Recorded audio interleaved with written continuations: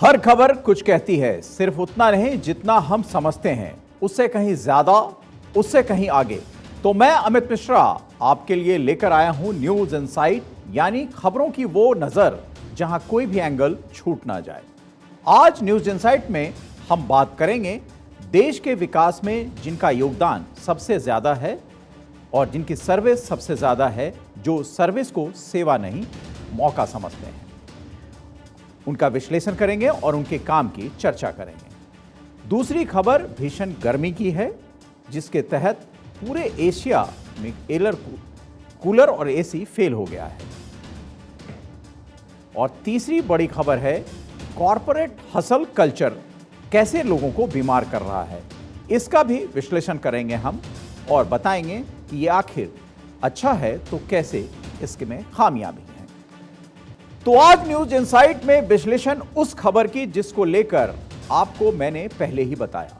शहर से लेकर गांव तक और वहां से लेकर राज्य की राजधानी तक और देश की राजधानी तक, जिस वर्ग के बूते हम और आप शांति और अमन से रहते हैं और जिन्हें अपने क्षेत्र के विकास के लिए हर वक्त याद करते हैं, चाहे वो स्कूल हो, पंचायत हो या फिर कानून व्यवस्था हो, वो वर्ग कौन है? आपके जहन में लग रहा होगा किसी राजनेता के विषय में हम बात करना चाहते हैं, तो नहीं, यह वर्ग लोक सेवकों का यानी सिविल सर्विसेज का है। आज सिविल सर्विस डे है और आज हम बताएंगे ये दिन और ये वर्ग क्यों हमारे जीवन में महत्वपूर्ण है, क्योंकि इनकी भूमिका और इनका रुतबा जानना हमारे लिए जरूरी है। माना जाता है कि देश को पीएम, सीएम और डीएम चलाते हैं। पीएम यानी प्रधानमंत्री, प्राइम मिनिस्टर, सीएम यानी चीफ मिनिस्टर, मुख्यमंत्री, और डीएम यानी डिस्ट्रिक्ट मैजिस्ट्रेट, और जिसे आम बोलचाल की भाषा में हम कलेक्टर कहते हैं, जो एक सिविल सेवक होता है। और यहीं से इस पद पर बैठा व्यक्ति सचिव, मुख्य सचिव और विभिन्न पदों की कुर्सी तक पहुंचते हैं। ये पद और ये वर्ग यूं तो आपको हर समय काफी महत्वपूर्ण लगता है और रहा भी है, लेकिन प्रधानमंत्री नरेंद्र मोदी के कार्यकाल में सिविल सर्विसेज के अधिकारियों की महत्वता और भी बढ़ी है। साथ ही उनका संवाद भी प्रधानमंत्री से बढ़ा है। प्रधानमंत्री कार्यालय यानी पीएमओ और मुख्यमंत्री कार्यालय यानी सीएमओ से सीधा संवाद इनका होता रहता है। यहां जिक्र इसलिए जरूरी है क्योंकि कोरोना महामारी के वक्त हमने आपने देखा कि किस तरह से प्रधानमंत्री मोदी ने सीधे तौर पर राज्यों के अधिकारी ही नहीं बल्कि जिला कलेक्टरों को भी सीधे संबोधित किया और जो योजनाएं चल रही थी उस पर कैसे काम आगे वहां जिला स्तर पर चल रहा है उसकी जानकारी भी ली। यही नहीं, केंद्र की कई योजनाएं जिन्हें हम फ्लैगशिप प्रोग्राम के नाम से भी जानते हैं, उस पर केंद्र में बैठे सचिव सीधे कलेक्टर से उस जिले के विषय में जान सकते हैं और ये लगातार ये संवाद की जो प्रक्रिया है ये जारी है। खास तौर पर इस वक्त ब्यूरोक्रेसी पर भी खास नजर रहती है और जो व्यक्ति सेंसिटिव पदों पर बैठे हैं उन पर खास नजर तो रहनी स्वाभाविक है। आईएएस आईपीएस सेवा के लोग अब ज्यादा अलर्ट रहते हैं क्योंकि उन्हें मालूम है कि उनकी भी मॉनिटरिंग लगातार हो रही है। इनके काम के घंटे निर्धारित नहीं होते हैं, वे 12-12, 14-14 घंटे भी, 15-15 घंटे भी ये लगातार काम कर रहे हैं और करते रहते हैं, जिससे इन पर वर्कलोड तो बढ़ता है लेकिन इनकी दक्षता यानी एफिशिएंसी भी बढ़ जाती है।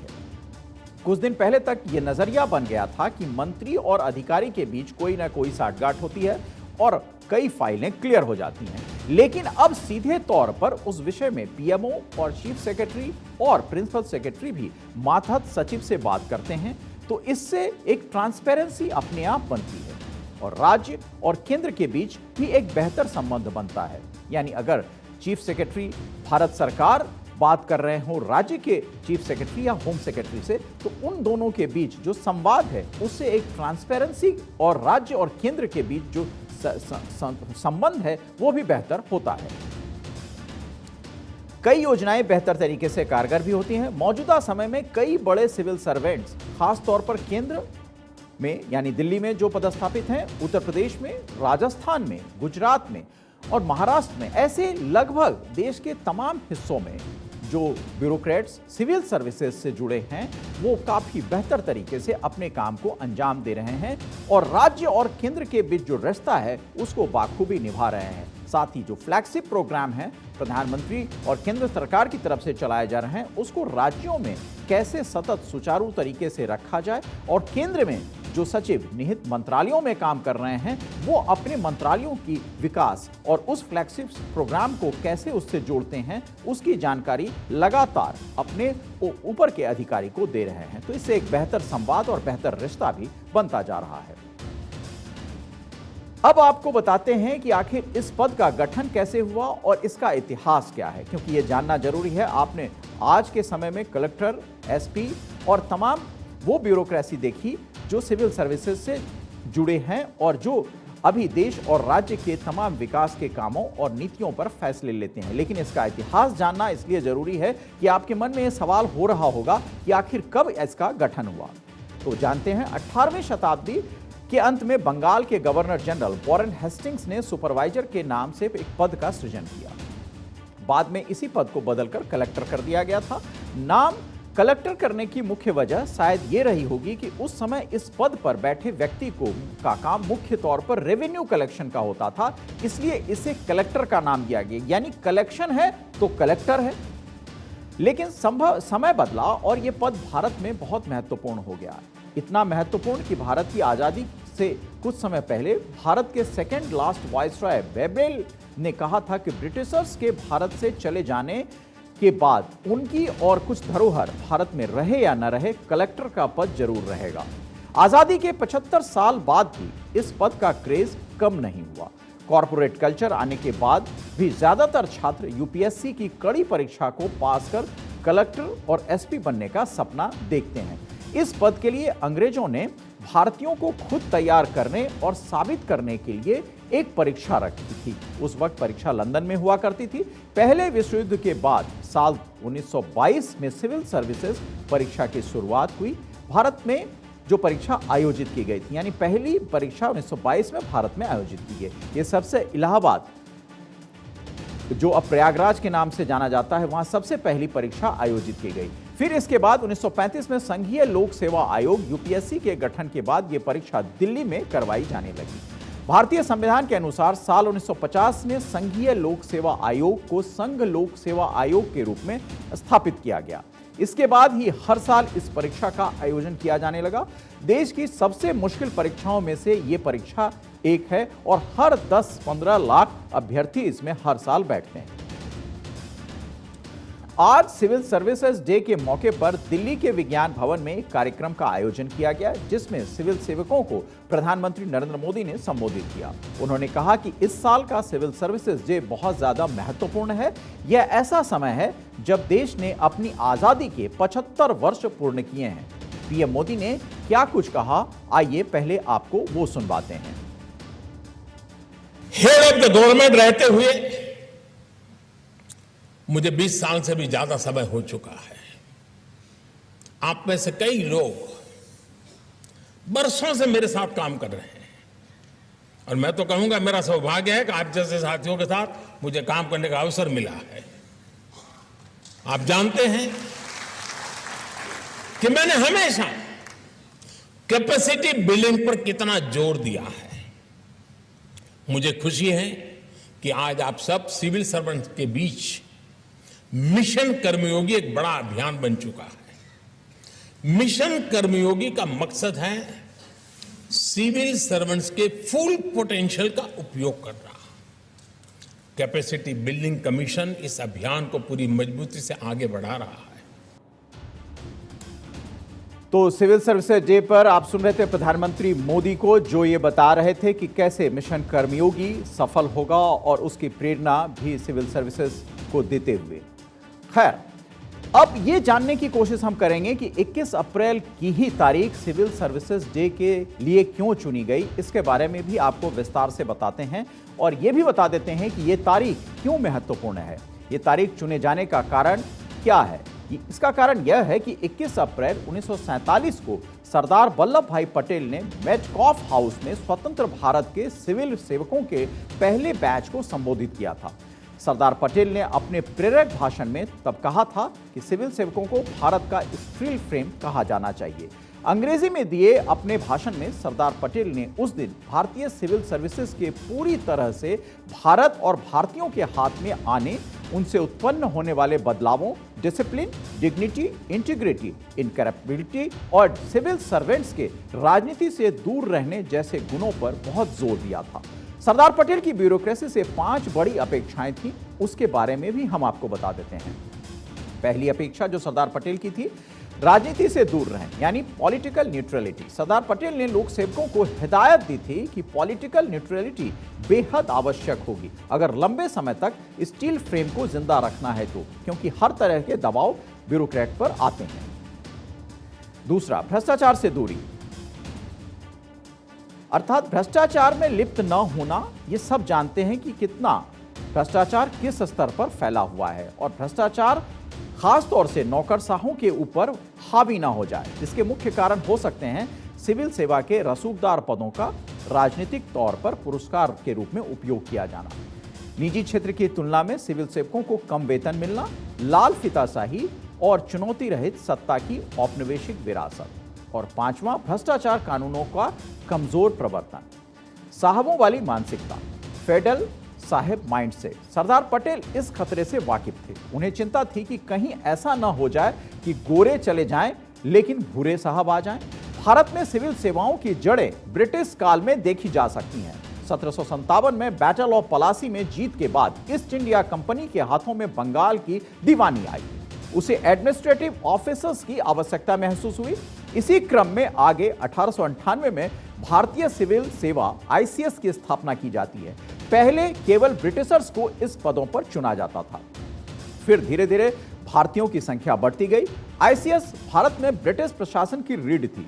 1947 में भारत को स्वतंत्रता मिलने के बाद आईसीएस को एक मजबूत, स्वतंत्र और प्रगतिशील राष्ट्र बनाने के साधन के रूप में आईएएस, आईएफएस और आईपीएस सहित अखिल भारतीय सेवाओं द्वारा प्रतिस्थापित किया गया। सिविल सेवा परीक्षा काफी हद तक बदल गई है, लेकिन सिविल सेवकों में औपनिवेशिक दौर से चली आ रही साहेबों वाली मानसिकता अभी भी पूरी तरीके से नहीं गई है। अंग्रेजों के समय यदि कोई आईएएस अधिकारी ट्रेन में सफर कर रहा होता था तो ड्राइवर को ट्रेन चलाने से पहले उनकी परमिशन लेनी पड़ती थी। हालांकि स्थिति पहले जितनी खराब नहीं रह गई, फिर भी सिविल सेवकों की जनता से दूरी के रूप में इसे आज भी देखा जा सकता है। लेकिन अभी के वक्त में प्रधानमंत्री मोदी और इनके इर्द गिर्द जो बड़े ब्यूरोक्रेट्स हैं, वो इस चीज को खत्म करने की पूरी कोशिश कर रहे हैं। यानी जो संवाद है जनता का ब्यूरोक्रेसी के साथ, वो सतत हो और कितना करीब एक दूसरे के दोनों आ सकें, इसका प्रयास लगातार जारी है। जनरल वर्सेस स्पेशलिस्ट, ये एक महत्वपूर्ण चीज होती है। यह परीक्षा अपनी कठोर और चुनौतीपूर्ण प्रकृति के लिए जानी जाती है, जो उम्मीदवारों की इंटेलेक्चुअल, इमोशनल और एथिकल क्षमताओं का परीक्षण करती है। हर साल लगभग 800 से 1000 रिक्तियों के साथ प्रतिस्पर्धा बहुत कड़ी होती है।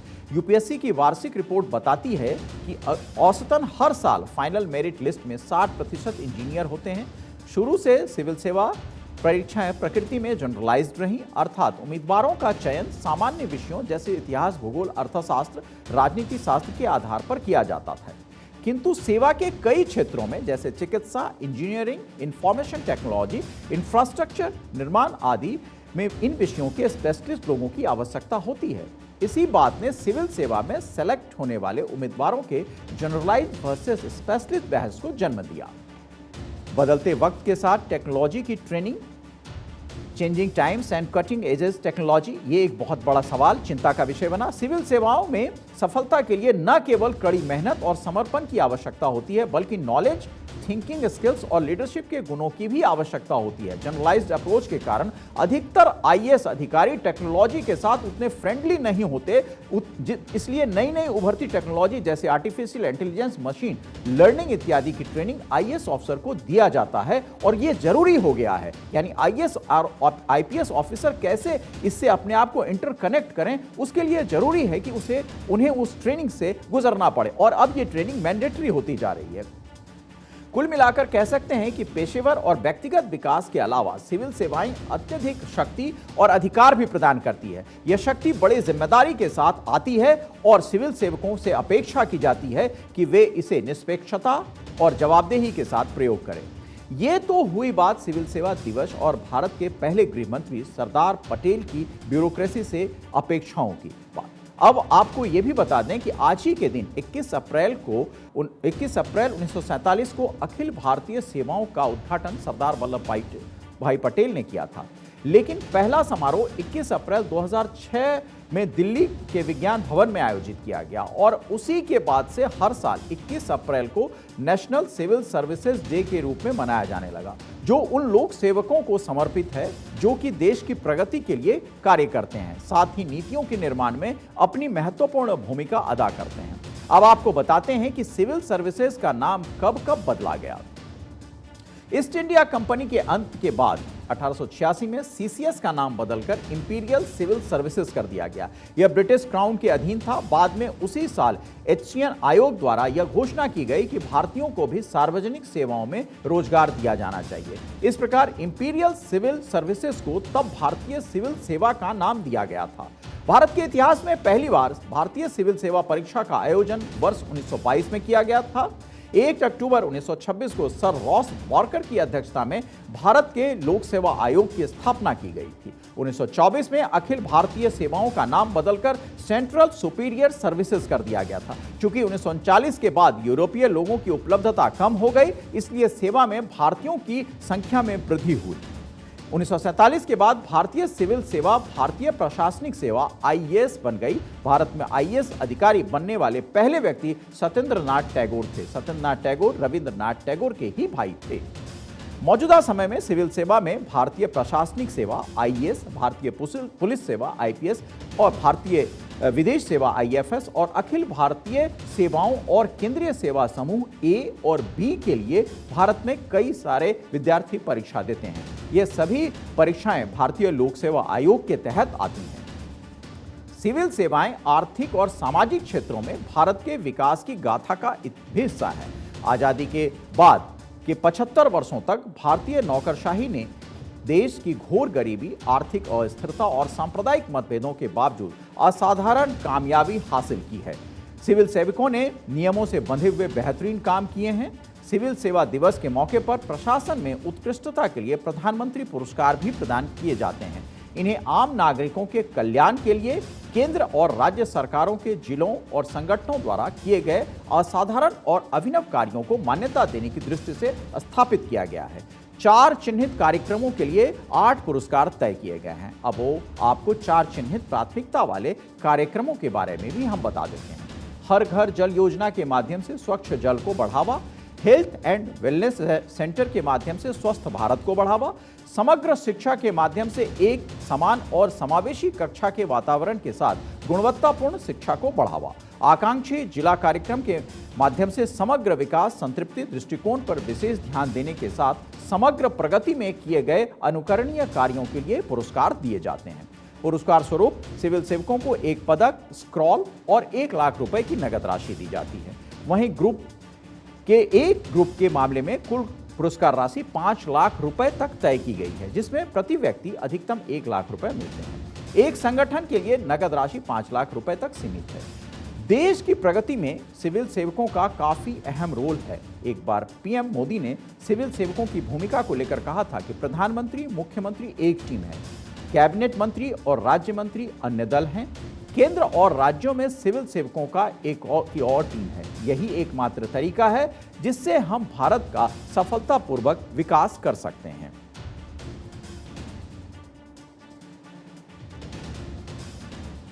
तो हमने आपको बताया कि कैसे सिविल सर्विसेज से जुड़े लोग जो हैं उनका काम सेवा होता है। सर्विस उनके लिए बाद में है, लेकिन लोगों की सेवा, लोगों की जरूरतों को पूरा करना उनका उद्देश्य होता है। और यही नहीं, राज्य और केंद्र के बीच कैसे वो कड़ी का काम भी करते हैं। आपके विकास से तो वो जुड़े ही हैं, साथ ही संवाद से भी वो जुड़े हैं। अब आज की दूसरी महत्वपूर्ण खबर जिसको लेकर हमेशा चर्चा होती रहती है। हर चुनाव के आने के पहले जिस मशीन में आप अपना वोट डालते हैं, यानी ईवीएम पर सवाल उठने लगते हैं। इस बार भी रायपुर में कांग्रेस के अधिवेशन में ईवीएम पर सवाल उठे। एनसीपी प्रमुख शरद पवार ने इसको लेकर अपने घर पर एक बैठक भी बुलाई, जिसमें विपक्ष के लगभग सभी दल के लोग शामिल हुए और ईवीएम पर सवाल भी उठाया गया। लेकिन कुछ समय बाद कर्नाटक में होने वाले विधानसभा चुनाव में वहां भी जनता ईवीएम का ही इस्तेमाल करेगी और इसके अतिरिक्त आगामी जो भी चुनाव होंगे उसमें ईवीएम से ही मतदान होगा। यह भी चुनाव आयोग की तरफ से साफ हो गया है। इस बार विधानसभा चुनाव M3 ईवीएम से होंगे, जो M2 ईवीएम से ज्यादा और काफी एडवांस हैं, अपग्रेडेड हैं। M3 ईवीएम से चुनाव कराने पर रिजल्ट जल्द मिल सकेंगे। इसकी खासियत है कि इसके साथ कोई भी छेड़छाड़ करेगा फिर किसी स्क्रू जैसे टूल से इसे खोलने की कोशिश होगी तो ये बंद हो जाएगी, यानी इतनी सुरक्षित है। राजस्थान समेत कई राज्यों के संभवतः जो चुनाव इस साल नवंबर में होने होंगे, इसके लिए चुनाव आयोग तैयारियों में जुट चुका है। इसको लेकर अपग्रेडेड ईवीएम मशीनें बिहार से मंगवाई जा रही हैं। 2000 से ज्यादा मशीनें राजस्थान पहुंच भी चुकी हैं और दूसरे चुनावी राज्यों में भी पहुंच जाएंगी। विशेषज्ञों के मुताबिक M3 ईवीएम M2 ईवीएम की अपेक्षा 30 सेकंड पहले परिणाम देगा। इस तरह के परिणाम के कुल समय में भी कमी आएगी। सॉफ्टवेयर में कोई दिक्कत भी आ जाती है तो वह पहले डिस्प्ले पर संदेश दे देगा। जो अपडेटेड मशीन 3rd जनरेशन की है, इसी कारण इसका नाम M3 ईवीएम पड़ा है। इसकी चिप को सिर्फ एक बार ही प्रोग्राम किया जा सकता है। इसकी हैकिंग संभव नहीं है और न ही इसे रीप्रोग्रामिंग किया जा सकता है। इस ईवीएम को इंटरनेट या किसी नेटवर्क से कंट्रोल नहीं किया जा सकता, यानी जो विपक्ष की शंकाएं थीं उसको कैसे खारिज किया है चुनाव आयोग ने इस नए अपग्रेडेड वर्जन में, वो भी आप समझें। M3 ईवीएम में 24 बैलेट यूनिट और 348 प्रत्याशियों की जानकारी होगी। पहले सिर्फ 4 यूनिट और 64 प्रत्याशियों की जानकारी ही रखी जा सकती थी। इस मशीन की कंट्रोल यूनिट और बैलेट यूनिट संवाद करने में सक्षम है। साथ ही बाहर से कोई कंट्रोल यूनिट या बैलेट यूनिट लगाई जाएगी तो इसके डिजिटल सिग्नेचर मैच नहीं होंगे और सिस्टम काम करना बंद कर देगा। सबसे पहले M3 मशीनों का इस्तेमाल अभी थोड़े दिन पहले हिमाचल के उपचुनाव में हुआ था। इसके बाद हर चुनाव में इसी का इस्तेमाल होना तय हो गया है।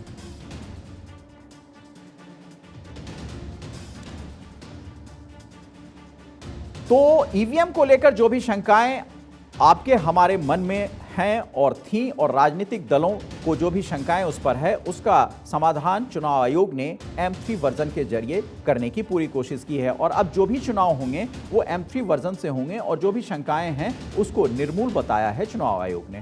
खैर, अब एक ऐसी खबर जो आपके स्वास्थ्य पर बहुत ज़्यादा इफेक्ट डालती है और उस विषय में बहुत ज़्यादा ये महत्वपूर्ण खबर मानी जाती है। हाल के वर्षों में देर रात तक काम करते रहना, यानी आराम न करके लगातार कड़ी मेहनत को करियर में सफल होने का तरीका माना जाने लगा है। कई लोग इससे जुड़े भी हैं। भारत में भी खास तौर पर दिल्ली, मुंबई और बेंगलुरु जैसे शहरों में लोगों ने ये जीवन शैली अपना ली है। लोग मानने लगे हैं कि कड़ी मेहनत से ही सपने साकार हो सकते हैं और ये सपने साकार करने का एक जरिया भी है। इसके लिए ओवर वर्किंग का ये हसल कल्चर इस विचार को बढ़ावा देता है कि हमेशा कुछ और हासिल करना बाकी है, यानी जितना है उससे ज्यादा पैसे कमाना, बड़ा पद हासिल करना, आसमान छूना, इससे भी आगे जाने की चाहत। कॉर्पोरेट जगत में हसल कल्चर को प्रोडक्टिविटी बढ़ाने का, सफल होने का मूल मंत्र बताया जाता है, लेकिन ये लोगों को बीमार भी बना रही है। मौजूदा वर्क कल्चर दुनिया के सबसे अमीर लोगों से प्रेरित है। ये हस्तियां हफ्ते में 80 घंटे तक काम करने के लिए प्रेरित करती हैं, जो स्वास्थ्य के लिए काफी खतरनाक है। एलन मस्क और इंदिरा नूई जैसे दुनिया के सफल सीईओ ने भी अपने इंटरव्यू में कई बार इस बात को लेकर जोर दिया है और कहा है कि उनकी सफलता के पीछे हफ्ते में 80 घंटे काम करने का एक जुनून रहा है। इन्होंने न सिर्फ अपनी प्रेरणा बताया इसे, बल्कि औरों को भी ऐसा करने के लिए प्रेरित किया। भारत में भी तमाम सफल एंटरप्रेन्योर्स ने रोजाना 12 से 15 घंटों तक काम करने की सफलता की कुंजी उसे माना है। शार्क टैंक सीजन 1 के जज और भारत पे के को फाउंडर अश्नीर ग्रोवर हों या फिर अनअकैडमी के वाइस प्रेसिडेंट हार्दिक पांड्या, सभी ने ट्वीट कर रोजाना 12 से 15 घंटे काम करने को ही सफलता का मूल मंत्र बनाया है। हालांकि बाद में इन सभी को आलोचनाओं का शिकार होना पड़ा। एक्सपर्ट्स के मुताबिक 1990 और 2000 के दशकों के दौरान उद्यमिता बढ़ने के बीच हसल कल्चर पनपी। अमेरिका के सिलिकॉन वैली में टेक स्टार्टअप के जरिए यह मानसिकता उपजी और कंपनियों ने इस शब्द को अपने स्वार्थ के लिए इस्तेमाल करना शुरू कर दिया। कर्मचारियों को सब्जवाग दिखाए गए कि अथक मेहनत ही सफलता की कुंजी है। जो 2010 के अंत में बेलारूसी अमेरिकी उद्यमी गैरी वायरनचुक ने ने एक दिन में हसल को मल्टीटास्किंग में कम से कम 20 घंटे काम करने से जोड़ा था। गैरी वायरनचुक ने अपनी एक किताब में लिखा है कि सुबह जल्दी उठो और देर रात तक काम करो, यही हसल है। हाल के वर्षों में सोशल मीडिया पर भी हसल कल्चर को बढ़ावा देने वाली कई पोस्ट देखने को मिली। सोशल मीडिया के प्रभावी होने के बाद तो जैसे इस अवधारणा को हवा ही मिल गई। स्टार्टअप कल्चर के शुरू होने के बाद ये पूरी तरह स्वीकार धारणा बन गई कि अगर किसी काम को मुकाम तक ले जाना है तो दिन के 15 से 18 घंटे काम करना ही पड़ेगा। इंस्टाग्राम, यूट्यूब, ट्विटर जैसे सोशल मीडिया प्लेटफॉर्म पर आने वाले लाइफस्टाइल गुरु और मोटिवेशनल स्पीकर चिल्ला चिल्लाकर लोगों को ये बता रहे हैं कि अगर दिन में 18 घंटे काम नहीं किया तो कभी सफल नहीं हो पाएंगे। एक तरफ जहां हसल कल्चर का गुणगान करने वालों की संख्या लगातार बढ़ रही है, तो वहीं कई रिसर्च में इसे जिंदगी को बीमार बताने वाली मानसिकता बताया जा रहा है। इस तरह से काम करने से न सिर्फ व्यक्ति को मानसिक और शारीरिक तौर पर नुकसान होता है, बल्कि उसका वर्क लाइफ बैलेंस बुरी तरह बिगड़ जाता है। इसका असर नौकरी के साथ साथ उसके पूरे परिवार पर भी पड़ता है। हेल्थ एक्सपर्ट्स के मुताबिक हसल कल्चर सेहत के लिए खतरनाक साबित हो रही है और ये बीमार बना रही है। अमेरिका में हुई एक रिसर्च के मुताबिक 77% लोग काम से लौटने के बाद थकान महसूस करते हैं। साल 2021 में WHO और इंटरनेशनल लेबर ऑर्गेनाइजेशन ILO ने अपनी शोध रिपोर्ट में यह बताया था कि हर साल लाखों लोग कोरोनरी हार्ट डिजीज और स्ट्रोक से जान गंवाते हैं। इसका बड़ा काम कई घंटे तक ज्यादा तक काम करना है। इस रिपोर्ट में साफ कहा गया था कि हफ्ते में 55 घंटे से ज्यादा काम करना सेहत के लिए जानलेवा है। हर साल दुनिया में मलेरिया से ज्यादा लोग और उससे अधिक लोग काम करने की वजह से जान गंवा रहे हैं। कोविड लॉकडाउन के दौरान कई लोगों ने अपने और अपने परिवार के लिए समय देने और वर्क लाइफ बैलेंस पर गंभीरता से विचार करना शुरू किया। 2022 में 2000 अमेरिकी कंपनियों और उनके कर्मियों पर हुए एक इंश्योरेंस कंपनी के सर्वे सामने आए हैं, जिसमें बताया गया कि करीब 70% कर्मचारियों ने अपनी नौकरी पर निजी जीवन को प्राथमिकता देना शुरू किया या करने पर विचार कर रहे थे। 20% ने कहा कि यदि उन्हें बेहतर वर्क लाइफ बैलेंस मिले तो वो सैलरी में कटौती करवाने के लिए भी तैयार हैं।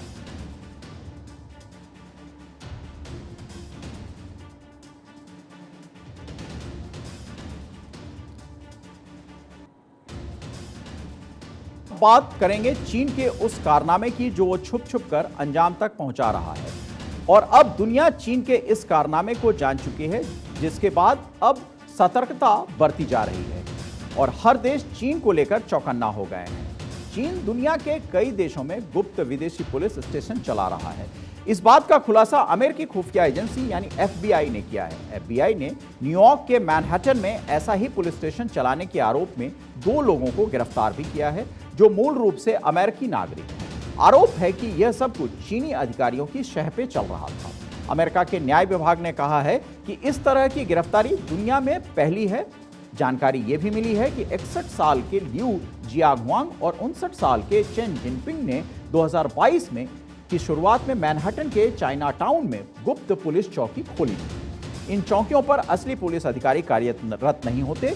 इनका कथित उद्देश्य संबंधित देश में रह रहे चीनी नागरिकों को ड्राइविंग लाइसेंस के नवीनीकरण जैसे प्रशासनिक मुद्दों में मदद करना है। हालांकि मीडिया रिपोर्ट्स के मुताबिक यह चीनी अधिकारियों द्वारा सीधे या छद्म तरीके से चीन के आपराधिक संदिग्धों या असंतुष्टों को चीनी में वापस लाने का काम करते हैं। 2022 में चीन के सार्वजनिक सुरक्षा मंत्रालय के एक मंत्री ने कहा था कि 2,10,000 लोगों को 2021 में लौटने के लिए राजी किया गया था, जो इसी पुलिस स्टेशन का काम था, जो मुख्य रूप से टेलीकॉम धोखाधड़ी के मामलों में संबंधित थे। माना जाता है कि इन लोगों को वापस लाने में इस तरह के गुप्त पुलिस स्टेशनों ने अहम भूमिका निभाई थी। FBI ने जिन लोगों को गिरफ्तार किया, उन्होंने चीन के इशारे पर न्यूयॉर्क शहर और अमेरिका में एक और कई जगहों पर रहकर प्रवासी चीनियों को निशाना बनाने का काम कर रहे लोगों पर अपनी निगाह रखी। दोनों पर अमेरिकी अधिकारियों को जानकारी दिए बिना चीनी सरकार के एजेंट के रूप में कार्य करने की साजिश रचने और साथ ही न्याय में बाधा डालने का आरोप लगाया गया। अमेरिकी अधिकारियों ने कहा कि दूसरा आरोप अब आरोपियों के कबूलनामे से जुड़ा है। इसमें उन्होंने कहा था कि जब उन्हें अपने खिलाफ हो रही जांच का पता चला तो उन्होंने चीन के सार्वजनिक सुरक्षा मंत्रालय के एक अधिकारी के साथ हुई बातचीत को डिलीट कर दिया उन्होंने कहा कि स्टेशन का अधिक दुरुपयोग किया जा रहा था। उन्होंने आगे कहा कि एक मौके पर गुप्त पुलिस स्टेशन में काम करने वाले अमेरिकी नागरिक को कैलिफोर्निया में रहने वाले एक चीनी लोकतंत्र समर्थक कार्यकर्ता का पता लगाने में मदद करने का निर्देश दिया गया। दूसरे शब्दों में चीनी राष्ट्रीय पुलिस अमेरिकी सरजमी पर अमेरिकी निवासी को ट्रैक करने के लिए स्टेशन का उपयोग कर रही है। अधिकारियों ने कहा कि आरोपियों को पता चलने के बाद कि उनकी जांच की जा रही है, पुलिस स्टेशन पिछले साल बंद हो गया। अब सवाल यह उठता है कि अमेरिका में चीन के पुलिस स्टेशन चलाने वाले इन लोगों का क्या चीनी कम्युनिस्ट पार्टी से भी संबंध है? तो इसको लेकर कहा जा रहा है कि विदेशी पुलिस स्टेशन चीन के क्षेत्रीय सार्वजनिक सुरक्षा ब्यूरो के दिमाग की उपज है। हालांकि चीन सरकार इस तरह के आरोपों को नकारती रही है। FBI की कार्रवाई के बाद चीनी विदेश मंत्रालय के प्रवक्ता वोंग वेनविन ने कहा है कि विदेशी पुलिस स्टेशन जैसी कोई चीज नहीं चला रहा है चीन। लेकिन यह सवाल तो उठ रहा है, अमेरिका के अलावा ब्रिटेन, जर्मनी, नीदरलैंड और कनाडा की पुलिस भी अपने देशों में इस तरह के आरोपों की जांच कर रही है। ब्रिटेन के गृह राज्य मंत्री क्रिस फिलिप ने कहा कि चीन की इस तरह की चौकियां बड़ी चिंता का विषय हैं। वहीं कनाडाई पुलिस ने पिछले महीने कहा था कि उसने मॉन्ट्रियल में चीनी सरकार की ओर से काम कर रहे 2 गुप्त पुलिस स्टेशनों बोसार्ड और क्यूबेक के उपनगर में जांच शुरू की है। कनाडा के प्रधानमंत्री जस्टिन ट्रूडो ने कहा कि पुलिस इसको फॉलो कर रही है और हमारा खुफिया तंत्र इसे गंभीरता से ले रहा है। उधर चीनी सरकार ने कनाडा पर बदनाम करने वाले अभियान का आरोप लगाया। चीनी विदेश मंत्रालय के प्रवक्ता माओ निंग ने उस समय कहा कि चीन अंतर्राष्ट्रीय कानून का सख्ती से पालन कर रहा है और सभी देशों की न्यायिक संप्रभुता का सम्मान करता है। इसके अलावा भी कई और देश हैं जो अपनी सीमा में चीनी पुलिस चौकियों की जांच कर रहे हैं। स्पेन के मानवाधिकार संगठन सेफगार्ड डिफेंडर्स ने सितंबर 2022 में अपनी एक रिपोर्ट में कहा था कि चीन ने गुप्त चौकियों का इस्तेमाल किया है। साथ ही दावा किया कि इटली, फ्रांस, कनाडा, ब्रिटेन और नीदरलैंड सहित 53 देशों में 102 विदेशी पुलिस स्टेशन हैं जो चीन चला रहा है।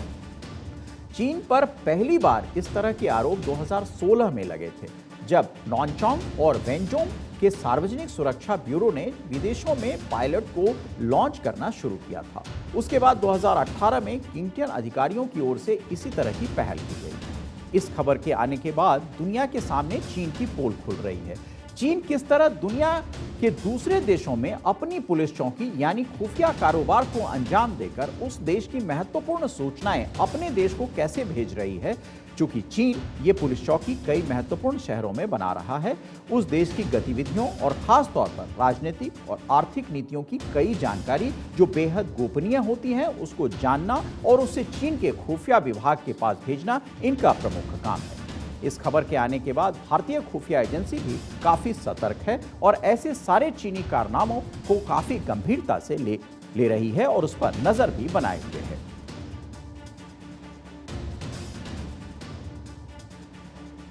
और अब आपको गर्मी के थपेड़ों से कैसे बचा जाए और क्या होंगे उसके परिणाम, उससे हम आपको रूबरू कराते हैं। यानी देश के राजनीतिक तपिश से तापमान तो बढ़ा हुआ है, आरोप प्रत्यारोप, नारे, पोस्टर, तमाम तरीके की चीजों ने माहौल में गर्मी ला दी है। लेकिन हम आज इस गर्मी की बात नहीं कर रहे हैं, इससे अलग असल गर्मी की बात करेंगे जो फिलहाल उतरती नजर नहीं आ रही है। अभी से ही अप्रैल की प्रचंड गर्मी ने देश के पसीने छुड़ा दिए हैं। गर्मी ने पूरे देश का गला सुखा दिया है। हीट वेव सीधे धमनियों पर अटैक कर रही है। बदलते मौसम का मिजाज मौसम वैज्ञानिक भी नहीं समझ पा रहे हैं कि धूप छांव का खेल कैसे सूरज देवता खेल रहे हैं, आखिर क्या करना चाह रहे हैं वो। और भारत में इस साल भीषण गर्मी पड़ने के साफ संकेत मिले हैं। इस गर्मी के पड़ने के पीछे जलवायु परिवर्तन सबसे अहम वजह माना जा रहा है। वायु परिवर्तन की वजह से ही लू लगातार और खतरनाक होती जा रही है। एक नए रिसर्च में कहा गया है कि देश का 90% से अधिक हिस्सा डेंजर जोन में है, जो लू के प्रभाव से डेंजर जोन में आता है। ये बात कैम्ब्रिज विश्वविद्यालय में रमित देवनाथ और उनके सहयोगियों ने अपने रिसर्च पर की है। अगर बात हीट वेव की करें तो 50 सालों में भारत में इसका गहरा असर देखने को मिला है। इसी रिसर्च के मुताबिक 50 साल में हीट वेव की वजह से 17,000 से ज्यादा लोगों की जान चली गई है। 1971 से 2019 तक देश में लू की 706 घटनाएं हुई। 16 अप्रैल को ही नवी मुंबई में महाराष्ट्र सरकार के पुरस्कार सम्मान समारोह में हीट स्ट्रोक से कई मौतें हो गई। हीट वेव के इतिहास में इससे ज्यादा मौतें कभी नहीं हुई। इस साल की बात करें तो फरवरी सबसे गर्म महीना रहा। मार्च 2022 अब तक का सबसे गर्म और 121 वर्षों में तीसरा सबसे सूखा वर्ष था। इस साल 1901 के बाद से देश का तीसरा सबसे गर्म अप्रैल भी देखा गया है। यही वजह है कि देश की करीब 75% कर्मचारी यानी 380 मिलियन लोगों को गर्मी का तनाव रहता है। मैक्सिके ग्लोबल इंस्टीट्यूट की एक रिपोर्ट में चेतावनी दी गई है कि अगर ऐसा ही चलता रहा तो 2030 तक देश की जीडीपी पर 2.5% से 4.5% प्रति वर्ष नकारात्मक असर पड़ जाएगा। ऐसा नहीं है कि लू का कहर सिर्फ भारत में ही है, बल्कि इस भीषण गर्मी का कहर पूरे एशिया में फैल रहा है। इससे भारत, चीन, बांग्लादेश, थाईलैंड समेत कई देश प्रभावित हैं। अगर बात भारत की करें तो भारत भी सूरज की तपिश में तप रहा है। अभी से गर्मी ने जीना मुहाल कर दिया है। भारत के कई राज्यों में हीट वेव से लोगों का जीना मुहाल हो गया है। अप्रैल में पड़ रही इस भीषण गर्मी से जनजीवन बुरी तरह प्रभावित है। मौसम विभाग ने देश के कई हिस्सों में भीषण गर्मी की चेतावनी जारी की है, जिसमें बिहार, झारखंड, ओडिशा, आंध्र प्रदेश का नाम है।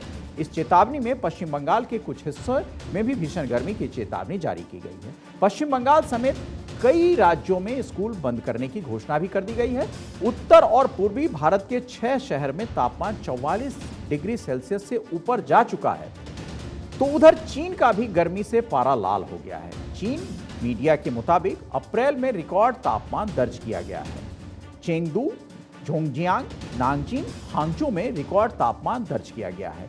यांगजी नदी डेल्टा क्षेत्र के अन्य क्षेत्रों में भी रिकॉर्ड तापमान दर्ज हुआ है। चीन के सैकड़ों मौसम स्टेशनों ने अपने अप्रैल के सबसे गर्म तापमान को रिकॉर्ड किया है। भारी गर्मी से बांग्लादेश भी धधक रहा है। जलवायु संकट के मामले में सबसे आगे बांग्लादेश की राजधानी ढाका रह रही है। ढाका का तापमान 40 डिग्री सेल्सियस के पार हो गया है। गर्मी से ढाका में सड़कें पिघल रही हैं। बांग्लादेश में तापमान 60 सालों का रिकॉर्ड तोड़ चुका है। पर्यावरण, वन और जलवायु परिवर्तन मंत्रालय के अधिकारी के मुताबिक अगर गर्मी कम नहीं हुई तो कुछ क्षेत्रों में तापमान आपातकाल की घोषणा पड़ सकती है। उधर थाईलैंड में गर्मी कहर बरपा रही है। थाईलैंड में पारा अपने शवाब पर है। तापमान ने गर्मी के सारे रिकॉर्ड तोड़ दिए हैं। थाईलैंड में इस हफ्ते तापमान 45.4 डिग्री सेल्सियस तक पहुंच गया, जो 28 अप्रैल 2016 के रिकॉर्ड को तोड़ चुका है। गर्मी ने होनसेंग में 44.6 डिग्री सेल्सियस का रिकॉर्ड तोड़ा है। मौसम वैज्ञानिकों के मुताबिक थाईलैंड में आगे भी परेशानी जारी रहेगी, यानी तापमान आगे भी बढ़ता रहेगा, जिसकी वजह से सूखा पड़ सकता है। इसके अलावा फसलों को भारी नुकसान हो सकता है। तो उधर कैम्ब्रिज विश्वविद्यालय के एक अध्ययन में कहा गया है कि पिछले साल जलवायु परिवर्तन की वजह से पड़ी प्रचंड गर्मी की वजह से करीब 90% भारतीय सार्वजनिक स्वास्थ्य के मुद्दों, खाद्यान्न संकट तथा मौत को लेकर ज्यादा जोखिम में है। PLOS यानी प्लॉस क्लाइमेट में यह अध्ययन ऐसे वक्त में सामने आया है जब भारत के कई हिस्से पहले से बढ़ते तापमान की वजह से भीषण गर्मी की चपेट में आ चुके हैं। पिछले अध्ययनों से पता चला है कि भारत में लगातार लू का खतरा और इसका अर्थव्यवस्था, लोक स्वास्थ्य और संसाधनों पर बोझ बढ़ा रहा है। 2050 तक लू से 30 करोड़ से अधिक लोग प्रभावित हो सकते हैं और 77 साल बाद करीब 60 करोड़ भारतीयों के जीवन की गुणवत्ता इसी वजह से कमतर हो सकती है। भीषण गर्मी के पीछे दुनिया के वैज्ञानिकों का मानना है कि ग्लोबल वार्मिंग ही इस बुरे मौसम की वजह है। संयुक्त राष्ट्र के IPCC की नई रिपोर्ट के मुताबिक जितना ग्लोबल वार्मिंग बढ़ेगा उतनी बार मौसम की मार दोगुनी तेजी से बढ़ेगी, चाहे गर्मी हो या बारिश।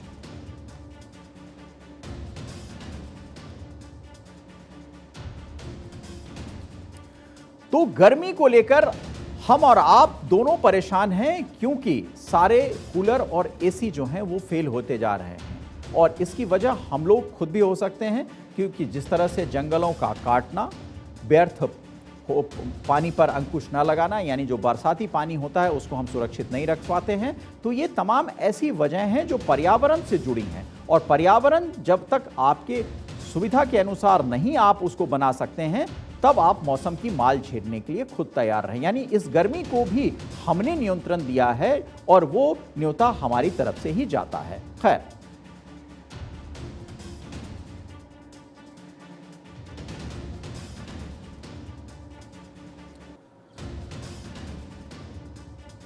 तो न्यूज इनसाइट में आज इतना ही, जिसमें हमने काफी कुछ अपने विश्लेषणों के जरिए बताने की कोशिश की और खास तौर पर सिविल सेवा के विषय में।